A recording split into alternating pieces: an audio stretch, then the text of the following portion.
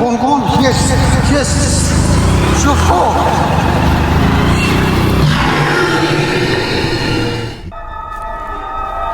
Nick and I had been best friends since childhood. We both shared a massive passion for adventure and exploring eerie abandoned places. But what happened to us that one evening in the dense woods of Oregon changed our lives forever. Slowly, the sun dipped below the horizon, and the pitch-black darkness enveloped everything around us. The fog grew so thick that it became impossible to see even a foot ahead. To make matters worse, our phones completely lost signal. Nick was panicking, repeatedly begging me to turn back and find the car. But I kept pushing him forward, telling him that if we walked just a little further, we were bound to find a way out. While wandering in search of a path, we stumbled into a part of the forest that felt deathly still. That was when my flashlight caught a narrow, steep stone pathway leading straight into the ground.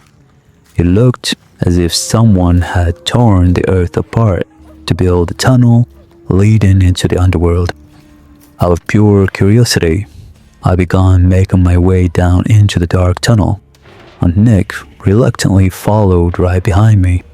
As we descended deeper, the air grew incredibly heavy and freezing cold. When we reached the very end of that tunnel, what we saw completely blew our minds. Deep beneath the earth lay an entire ancient world from a bygone era. There were strange, centuries-old houses, wide open streets, and a dim, hazy yellow light stretching across the entire place. But the most shocking and terrifying part was that the place was filled with people.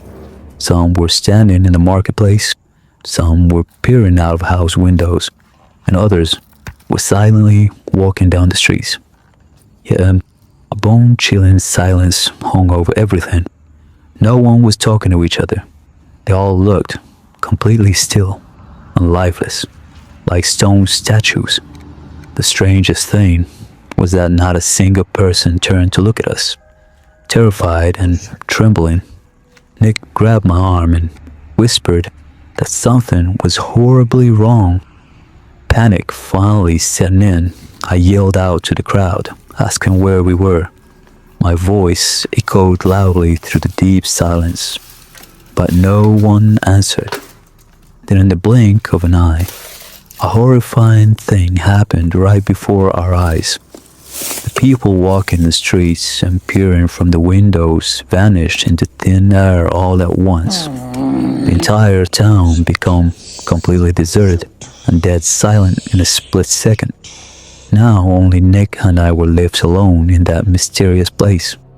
We were breaking into a cold sweat out of sheer terror. We finally realized that we had walked straight into a horrific trap. Right then, a sound began to echo, piercing through the suffocating silence. It was the heavy, echoing ticking of an old wall clock. The sound was so loud and booming that the very walls around us seemed to vibrate.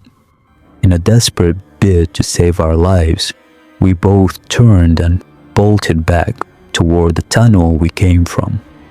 But when we got there, the ground slid from beneath our feet. There was no way out anymore.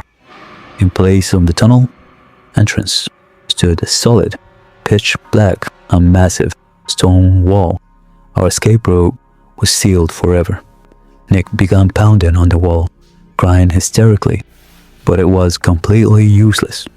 Suddenly, the ticking of the clock began to accelerate rapidly, and as the sound grew faster and louder, hazy faces of the vanished people started appearing in the windows and glass panes of the surrounding houses. They were all staring dead at Nick and me with their lifeless, haunting eyes. Suddenly, Nick screamed. I looked down and saw his feet slowly sinking into the ground, as if the solid dirt had suddenly turned into quicksand. I grabbed Nick's hand and pulled with all my might to drag him up, but the ticking of the clock was now so deafening it felt like our eardrums would burst. We finally understood that we were going to be trapped in this horrific loop of time forever. Surrendering our souls to that mysterious clock was the ultimate end of this place. The final hand on the clock stopped with a loud, explosive thud, and a heavy silence returned once again. Nick and I had officially become a part of that mysterious, lifeless world forever. Even today, people say that if anyone goes near those dense woods in Oregon, they can hear a very faint sound echoing from deep beneath the ground.